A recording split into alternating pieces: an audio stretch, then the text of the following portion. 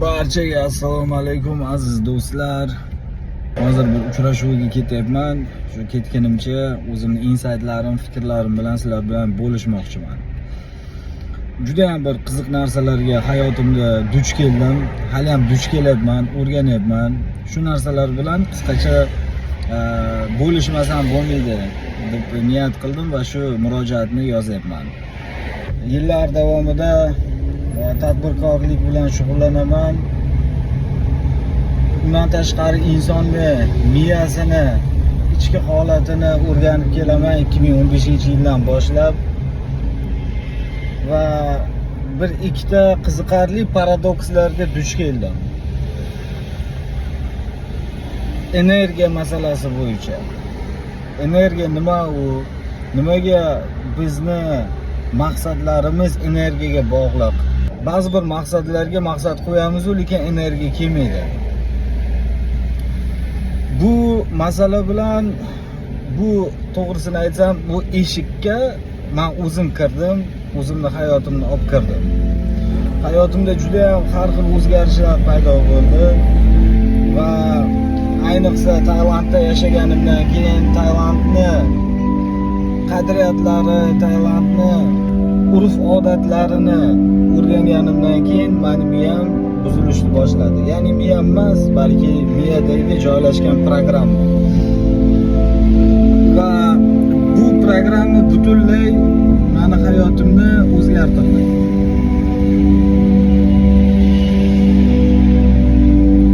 Bu savolga javob shunaqaki,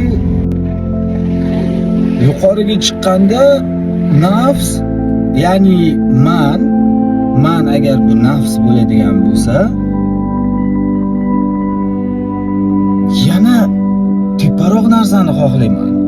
Bu insoniy holat, urovень, ma'lum bir urovendagi insonning holati. Hamma inson emas. Siz ma'lum bir urovenga chiqasiz, o'sha urovendan yanada teparoq urovenga chiqishni xohlaysiz.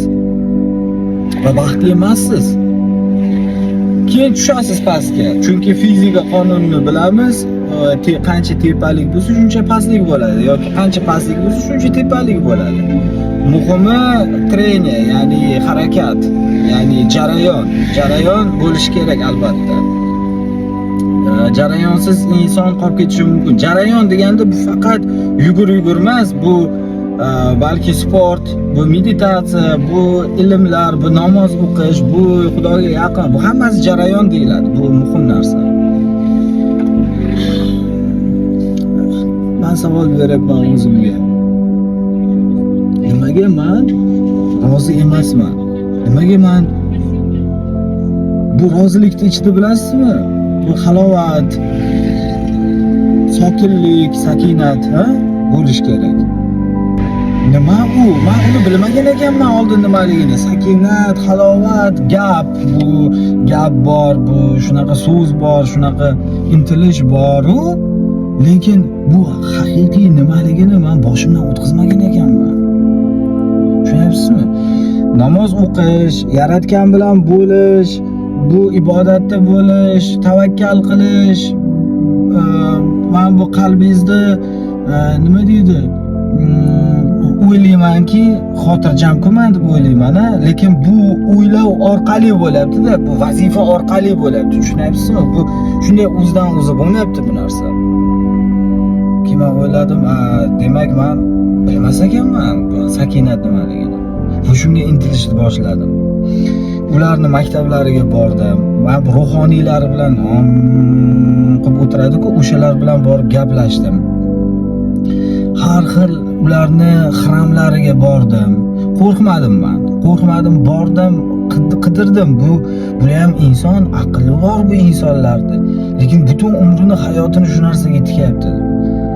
Borib so'radim. O'rgandim, yurdim, qaradim. Ishonasizmi? Mana ba'zi bir narsalarni tushunganimdan keyin, anglaganimdan keyin, o'rganganimdan keyin meni iymonim yanada oshdi. Yaratganga bo'lgan, islomga bo'lgan, o'zimga bo'lgan o'zimga bo'lgan, tushunyapsizmi? Har doim challenge yurardim men. Number 1 bo'lish kerak. Ay, uradi. Hech qachon taslim bo'lma. Buzib tasha, eshitma o'zingni.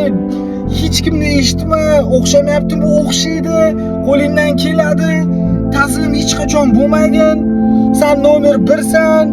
I can do it. Men bu narsani qila olaman. Har doim shum. Men shunga yurganman, tushunyapsizmi? Va shu narsani men da'vat qilganman. O't endi. Siqdingmi? O't endi. Qarang, asabiylashmaslik kerak. Lekin moronlar bor-da, moron. Intellekti zaif, past insonlar bor. Shunga ham baribir siz halovatda bo'lishingiz kerak-da. Tushunyapsizmi? Qisqasi azizlar, bu sirlarni men o'rganganimdan keyin bu miyani, qalbni, yurakda, mana yuragimiz chap tarafda, tanamizda, o'ng tarafda boshqa bir juda ham katta markaz borligini men tushundim, o'rgatishdi menga. O'ng tarafda, chap tarafda ham sentrlar va aura nima uchun bizni fikrlarimiz, so'zlarimiz, gaplarimiz bizni hayotimizda o'rni borligi, shakllanishi, qanday qilib demak bu insonni funksiyalari, insonni hayotini modelировать qilishga, ya'ni modullashga nima deydi, moyilligi bor. Nima bu ilm, qayerdan kelyapti bu narsa? Nima uchun meni taqdirim shunaqa? Bo'lmasam men bu hayotga rozi bo'lib kirganman. Bu hayotimga men rozi bo'lib tug'ilganman, bu hayotga kelganman. Tushunyapsizmi? Ammo men qanday qilib hayotimni boshqara olmasligim mumkin? Nima degani bu arxitektor realnosti? YouTube'da hozir juda ham ko'p materiallar bor. Arxitektor realnosti. Realnost nima u? Illyuziya nima u? Miya chalkashib ketdi. Shuning uchun men aytmoqchimanki, hozir shunaqa davrda turibmizki, hozir og'ir davr. Men bu narsani aytaman. Hozir sinishlar, buzilishlar, omadsiz deb o'ylaymiz biz. Bu omadda umuman aloqasi yo'q. Plus minusga, tushunyapsizmi? Agar siz o'zingiz shu narsani omad deb belgilamasangiz, bugungi o'xshamayotgan ishingizda omadsizman desiz, minusni. Demak, bu sizga omadsizlikni olib keladi. Ammo bu yerda yuqoriroq, balandroq narsa bor. Bu yerda kattaroq narsa bor. Bu yerda boshqa narsa bor. Bu yerda umuman restrukturizatsiya, ya'ni qayta tiklanish, qayta yaralish degan narsa bor. Qisqa qilib aytaman, gapirsa gap ko'p, yaqinda onlayn seminar o'taman, o'sha joyda gaplashishimiz mumkin. Inson o'zidan realni supergeroyni yasashi mumkin. Inson o'zida realni qudratli kuch borligini sezishi va topishi mumkin. Undan foydalanishi mumkin. İnson hayotini 360 gradus, 180 demaymanman. 180 siz maqsadingiz bor, to'g'riga qarayapsiz, 180 da siz orqaga qarab qolasiz. O'shaning uchun ko'p coachlar, trening 180 deydi-ku, bu desa deversin. Men har doim aytaman, 360 gradusga. Nimaga? Chunki 360 gradus bitta aylanganingda, o'sha aylanani ichida seni dunyoqarashing, fikrlashing, ruhiy qobiliyating, xaraktering, tiziming, programming, matritsang, organizming, hamma narsa o'zgaradi va o'zingsan prosta shunchaki sen kuchliroq variantisan o'zingni. Yaxshiroq variantisan, o'sha munosib maqsadingga munosib variantisan. Va baribir o'sha to'g'riga qarab, oldinga qarab yurasan. Shuning uchun men 360 gradus deyman. Bu meni hayotimda ham o'zgartirdi bu narsa. Faqat anglashga ozgina vaqt ketdi. Men yo'qolib qoldim radarlardan, Instagram, Telegram, YouTube'ni voобще blok qilib tashlashdi. Shu paytda men juda ham qiziqarli har xil insonlarni duch keldim ular bilan. Har xil mana shu qobiliyatlarga ega bo'lgan insonlar bilan men suhbatlashdim. Ko'p narsalar o'rgandim men ulardan va tajriba qilishni boshladim. Hayotimni praktika qilishni boshladim. Biznesimni men qilyapman. Ya'ni katta loyiham bor, Turon Group. Bu Osiyo mamlakatlarida o'zimizda milliy qadriyatlarimizni tarqatish. Bu One World Capital, bu investitsion, demak biznes investitsiyalar bilan bog'liq va coaching, Alpha Group coaching, turizm coaching, bu ekosistema hammasi bir-biri bilan bog'liq.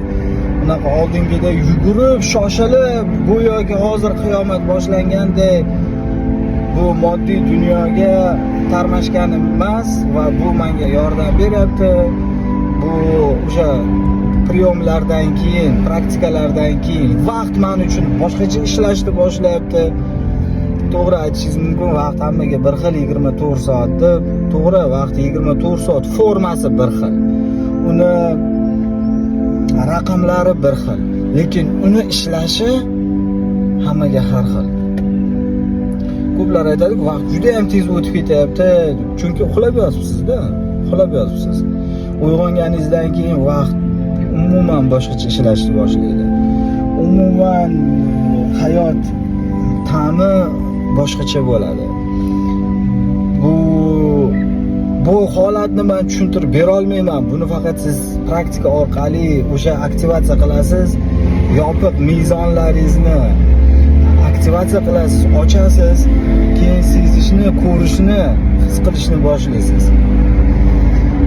Shu qisqa qilib aytsam agar, azizlarim, bu hayot qiziqarli bir o'yinga o'xshaydi. Ba'zi bir joylarda siz yutqizasiz, ba'zi bir joylarda g'alabaga ega bo'lasiz. Ammo yutqizish ham, yutish ham bu sizni halovatingizni hech qanaqasiga teginmaslikni men angladim. Halovat esa bu yaratgan bilan birga bo'lish, undan rozi bo'lish. U sizdan, yaratgan sizdan rozi bo'lsa o'sha halovatni beradi. Shu narsani unutmang. Bu yaratganga bog'lanish, bu o'ylagan narsangiz amalga oshishi. O'yladingiz amalga oshdi, o'yladingiz amalga oshdi. Zo'r-ku, shunaqa qobiliyatga ega bo'lsa. Bu gaplashayotgan odamingizni shunday skaner qilishingiz, nima uni ichida, nima xohlayapti, maqsadi nima, niyati nima, qiyin bo'ladi. Jamiyatdan chiqib ketasiz, hayron qolasiz. Men deysiz, qanday yashagan ekanman oldin deysiz. Bu albatta men o'zimdan aytaman narsani. Qanday qilib men yashagan ekanman? Qanday bilmagan ekanman shu narsalarni? Qanday qilib men sezmagan ekanman shu narsalarni? deb o'zingizga xulosa qilasiz va lol qolishni boshlaysiz. O'shaning uchun kuzatishga davom etavering. Men har kun bo'lmasa ham ora-orada shunaqa materiallar qo'yib turaman.